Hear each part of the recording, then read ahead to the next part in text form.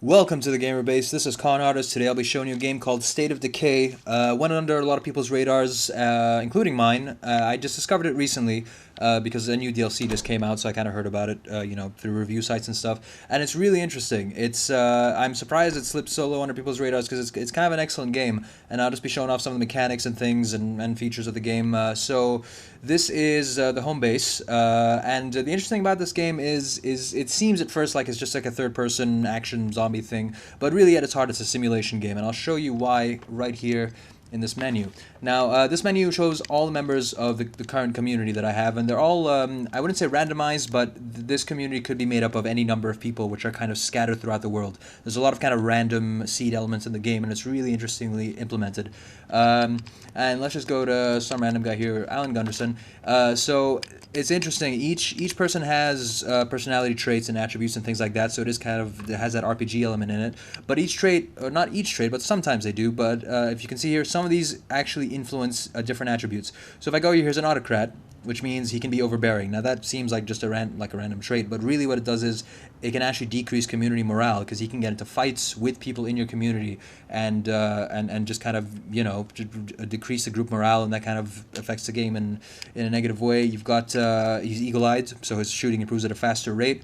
So all these things kind of affect how you play the game with each character. And there's no main character per se. Like you can see that controller icon under my character means I'm controlling him, but I could theoretically at any point switch to any other characters and play with them, and it would play pretty much as the same game except with slightly different attributes, which I'll show you here. This does work a lot like an RPG. You just kind of, as you do something, a la Skyrim, you kind of get better at it. So if you fight a lot, you increase your fighting skill. If you search a lot of cabinets and things, you get a wit skill, cardio's from running around. And each one gives you a kind of skill tree, which you climb up, and at some points you have to make decisions as to what you want to specialize in. So I've chosen to specialize here in edged weapons. I've leveled this guy up quite a bit, so he's kind of a badass. But it won't really make much of a difference if I can't manage the community, because this is ultimately, as I said, a simulation game. And you can see here I'm running dangerously low on food, and once you run out of food, it's pretty much people start dying off, and medication also, people get sick or bitten or whatever. If you don't have the medication, they just kind of die off, and death is permanent. That's kind of the thing. Death, there's no reloading saves or anything like that. It's all auto saved. So once a character dies, they're just dead. Now this would be a little more impactful if a bit more work was put on characterization, but unfortunately there isn't much. It is essentially just, if you're expecting something like The Walking Dead, where you get really deep bonds with the characters and things, it's not going to happen. These people basically serve as kind of, just different play styles to play with and things like that. And the cutscenes are, you can see the kind of low budget stuff going on in the game when you do a cutscene. You just kind of stay in this view right here, like a third person view, like Assassin's Creed, and you just hear them talk, and it's really not involving at all. But thankfully, though, the game aspect of it, the actual going around and finding shit and putting it in your base and making sure everyone survives, is handled really, really well. So right here's the map. And it's quite big. If I zoom out here, it's not as big as, say, Just Cause or Skyrim or whatever, but since there's no fast traveling, you have to go on foot or with a car. It kind of takes you a while to get around, and there's a lot of thought and a lot of design put into each area of the town in a way to make it kind of interesting strategically, to try to make the best possible base so the zombies don't get in. And if you can see here, there's X's on the places I've already searched, and places I haven't searched, like this one, have a question marks next to the resources, because the whole point of these supply runs is for me to get resources to get back to the base. So let's pick a random one. I've got a construction site with nothing, which I haven't explored yet, so let's mark that on the minimap. And I'm going to take a car just to cut, right there. I'm going to take it just to cut down on time. And cars, of course, if we're anyone familiar with, zombie lore, they make a lot of noise, and so zombies are attracted to noise, and it's kind of the downside of that. So you see there on the minimap on the bottom left, there's a kind of, if I brake, see that? The sound I'm making kind of decreases, but once I start accelerating, the sound goes up a bit. There we go. So I'm attracting zombies to my location. And right there, that zombie icon on the minimap means there's a massive horde of zombies coming to my location. So I'm going to try to do this a little stealthy, just to make sure I don't die, because again, death is completely permanent in this game. And the game's really interesting because it's kind of like when you're sitting with your friends and talking about game ideas you'd like to play. Like if someone made you a designer for a day, what kind of game would you make, that kind of thing. This game inevitably comes up, something like an apocalypse, zombie survival kind of thing, which is based purely on survival and getting resources together. And it handles it really well. Like I'm surprised more people aren't talking about this because it is basically that game. Like it is how would you fare in a zombie apocalypse and how would you do and stuff like that. So I'm just gonna scope out this construction site here and see if there's any kind of trouble. That zombie horde, if you can see on the minimap, is approaching me kind of rapidly. So I mean rapidly by zombie standards. So I'm gonna try and keep it quiet. It seems like I'm in the clear so far. There's still some resources to pick up though, so I'm gonna be very quiet about this and just go to this container. Now each container lights up like that, which kind of, oh no, zombie right there. Each container lights up to indicate that there's something in there. Now, generally you don't get one-hit kills on people, but since I've leveled this guy up so much, he does get an increased chance to kind of critical hits, so that's, I got that going for me. Alright, so I'm just going to search this container right here, and there's a normal search, is what I'm doing right now, and if I press the left button, I make a lot of noise and search much quicker, but of course, that's not, oh, there's nothing in here, in this entire place. Well, that was annoying. Alright, let's go somewhere where there is stuff. Let's go to this house right here. And I can make more noise in the house because I'll be far away enough from the zombie horde that it won't matter as much. There are a lot more zombies there, though. Now, combat is handled in the sense that they couldn't go... Why can't I get out of here? Alright, they couldn't go fully realistic with it because if they were following, you know, the zombie lore, I'd get bitten and then that would kind of be it. But that would be a really boring game and a very frustrating game if it had permadeath, which this game does. So what they do is they give you a kind of regular, you know, action gamey health bar, which you can see on the bottom left, you know, that red bar, and the stamina bar on the right, so on the left. So you can get beat up pretty badly and still kind of just take some medication, you'll be all right. So that's not really a big issue there. All right. Bit gruesome, as you can see. These ones just, they can pounce on you, so I'm always skeptical of these ones. All right. So there are guns, of course, and you can put some, I mean, you should put suppressors on the guns, which you can actually make at your home base. Let me actually show you around there now. There's actually a very important construction menu right here. It's handled not so well. It's not the most intuitive menu in the world, but, you know, you can find your way around it. The tutorial doesn't tell you, I mean, there is no tutorial really, but you kind of have to figure it out for yourself, which is nice because, I mean, the game doesn't handhold. It kind of lets the features speak for themselves, lets the mechanics speak for themselves. So you just kind of make mistakes and fumble your way through it. And just like you would in a zombie apocalypse, to be fair. So that's I like that. It's all right, but the menu could be a lot better. Anyway, so this is kind of the blueprint of my home base right now, and I can, if I want, add several things to the base. Now, right here, I could, for example, go for this bonus for a good night's sleep, which would get everyone's morale up and increase everyone's stamina by 10 right there. But I must have a bed for everyone, which I don't, so I can't research that right now. This, for example, I can research. I can upgrade this into an infirmary, and as you can see there, I get several benefits, and it costs 25 materials, which I gather from, you know, stockpiles and things around the world. And it says the timer right there, 30 minutes. Now, that seems like a really long time. It seems kind of like Farmville, like 30 minutes. What am I going to wait for 30 minutes until this thing's done? But the interesting thing is, this game doesn't...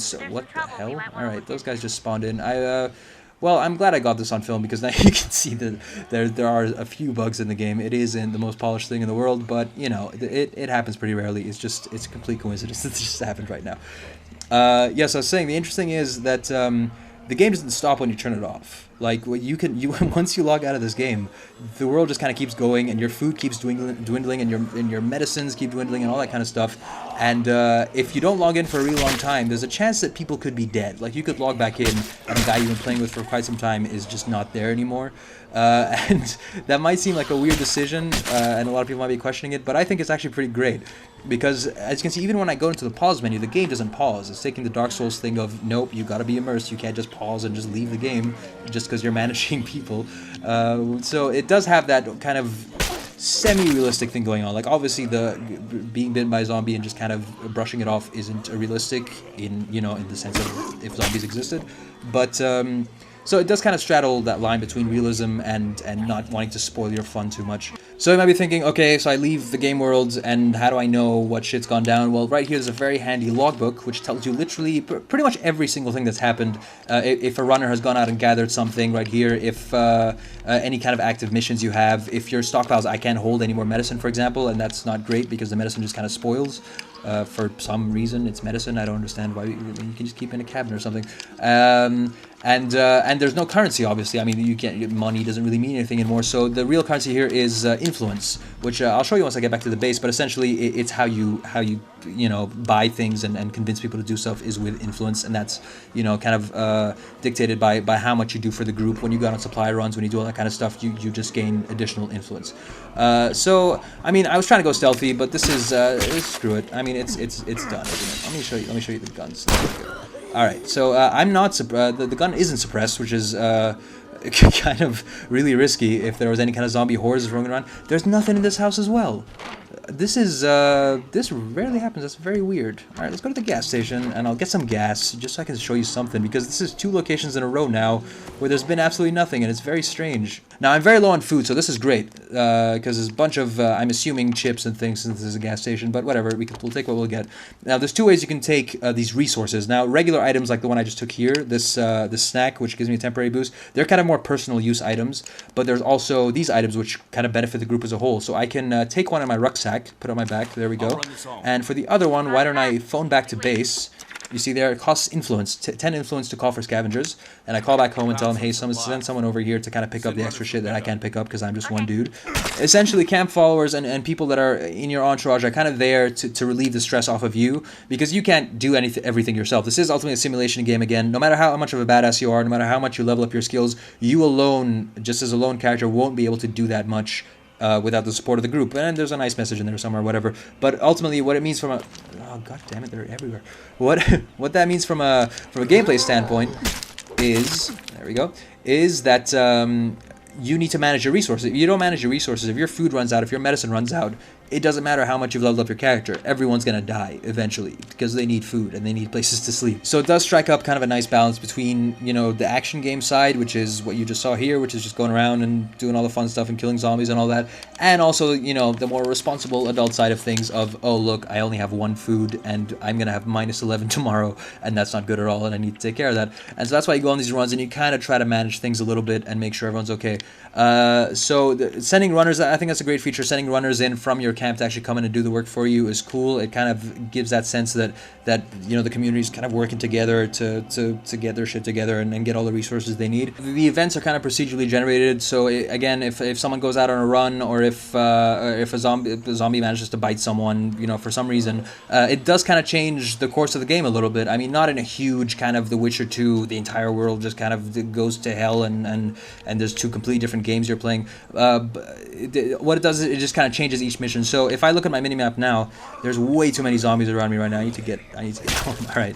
Now, so if I look at my minimap, this is not the minimap. Yeah, if I look at the minimap and I see all these missions popping up around here, runners in trouble. There's one. See what Sam's been up to. All of these aren't. Other players wouldn't get these exact same missions at this time.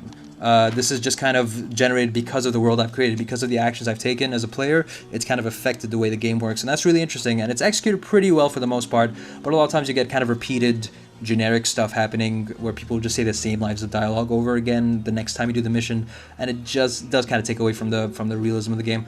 But you can't have it all. This is the kind of game a lot of people have been thinking about for or at least kind of planning how they'd make it in their heads, because it is a really big challenge making a game like this that kind of is different on each playthrough and kind of sustains the tension and the atmosphere and all that throughout. So considering, the challenges, considering this is essentially an indie game, they did a pretty damn good job. It's pretty great. So that's pretty much it. It's a pretty great experience overall. You'll just be really busy kind of scouting out the different locations and getting the supplies and all that. Your mind will be so occupied with it. It'll and everything's really new. That's what's so great about it. There's not a lot that I feel is just kind of stolen out from other games. There's a lot of cool ideas that are put into it. You should really check it out if you haven't already. Now is a great time, especially because the new DLC called Breakdown just came out, which is a whole new game mode you can check out. And it's been patched up pretty well, so you won't see a lot of bugs or anything. You'll see a few, but not as much as the initial release version. That's pretty much it. So thanks for watching. Rate, comment, subscribe. This has been ConArtist, and we'll see you next time. Thanks.